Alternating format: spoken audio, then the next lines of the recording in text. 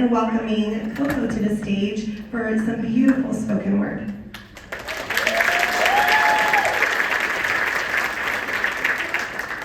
Hey everybody, quick look. Listen, I only have just a minute. Only 60 seconds in it, forced upon me. I can't refuse it. I didn't seek it. I didn't choose it. But it's up to me to use it. Give an account if I abuse it. Just a little, tiny minute. But eternity is in it. I came to this winter tea to share a little bit of tea about me. A secret I've never shared before. I almost jumped off a bridge, y'all. Near the Pacific coast, I looked down and I almost let go. Have you ever been on that kind of a bridge when depression won't let you breathe? When your mental state's a mess and you just are yearning to be free? Y'all, I'm saying, I almost jumped off a bridge. I almost slipped into the water where darkness sings your name and tells you, ain't nobody gonna miss you. Look around. Nobody came. When you cried in that lonely, quiet pain, unsustained, yet somehow sustained. And here is a little bit more dripping hot tea for you. In that sunken place, I clearly begin to see depression is a liar with perfect pitch. It tells you you're the burden. It tells you you're the glitch. And you actually start believing it because you're too tired to defend. Have you ever felt that kind of depression? The kind that steals your breath before it steals your sleep? When every mirror you look in becomes a verdict and your every thought becomes a thief and you're too terrified to speak. Because what if nobody believes? And what if nobody sees? And what if nobody cares? That's the place I was. Alone. I was there. Standing on the edge of the bridge, face to face with the end, trying to fix the unfixable, trying to outrun the unbearable, trying to erase the unspoken before it broke me wide open. Y'all, I'm just saying I almost jumped off a bridge. And in that moment, in a twinkling of an eye, I saw my whole life flash right before my eyes. Movie scenes and histories playing of who I was. And then suddenly, I remembered who in the hot fudge I am. Come on.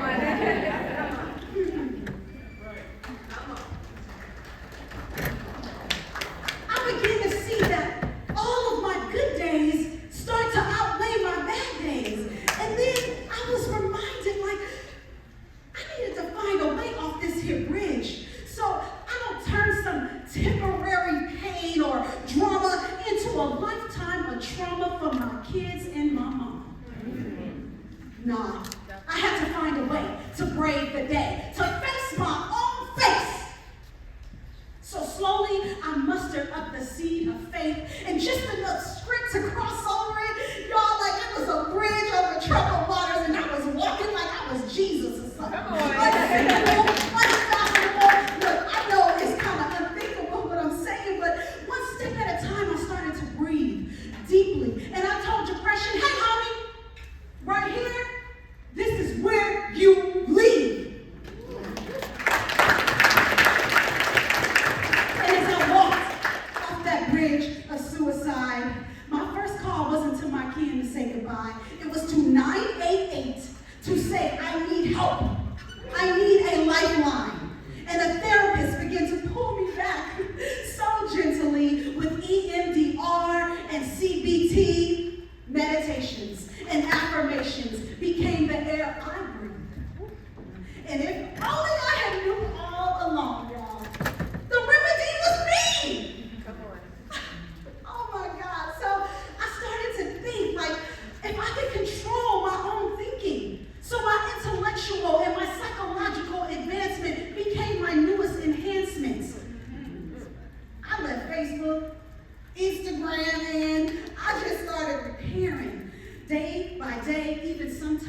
was trembling. Now I can see my journey wasn't wreckage. It was curriculum. It was a guide. So at the age of 40, I planted new seeds, and I watched them grow from inside. I went to college, y'all. To put everything into context, I used facts, I used science, I used psychological studies, ethics, and care. I needed to know emphatically exactly how my neurons were firing up here, to understand the burden that mental disorder bears. I began studying healing and pursuing light, becoming a therapist, a mental health advocate for those who are still stuck in the dark night, because I know what it feels like. So if you're listening here today, in the shadows, thinking no one sees your pain, sitting quietly with 6 or 7 windows open in your brain, a storm brewing behind your smile, in your shoes, no one in this room could even walk a mile. And you're just not friends with anyone because you just don't trust people. But that's okay, because how many of us have real friends anyway? Now that we spend most of our time scrolling, social media making us socially distanced, feeding for that Instagram of dopamine that leaves us doubting our existence? What part of the game is that? Dang, you know, I get so mad when I think about the fact I almost jumped off a bridge. Because anxiety and depression is an illness. So with that in mind, just in case, I need to be the first in line to say to you today, your presence in this room, your presence on this earth is absolutely and unequivocally necessary. You are necessary. You are not a glitch. You are not a burden. You are not beyond repair. You are someone special God placed on this earth because somebody needs you here. You can rebuild, and you can begin again and again as many times as you like. No matter how deep the pain, like the sun, you will always rise in every attempt and in every try. Because rising isn't a one-time moment. It's a muscle. You learn to work it, okay? It's the holy work of standing up, even when your soul feels split. See, every bridge you cross and you build becomes another step in your rise. And every tear that tried to drown you just baptized you into your prime. Your scars don't disqualify you. They qualify your flame. They teach you to speak and walk in your truth so that others are inspired to overcome their pain. Mic drop.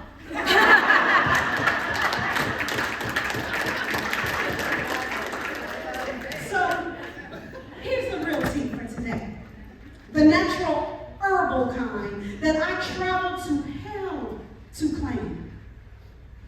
Just so I can come here today and testify. That hope is not a thing that you have to hide. You can find your foundation. You can find your people. You can find your way. You can build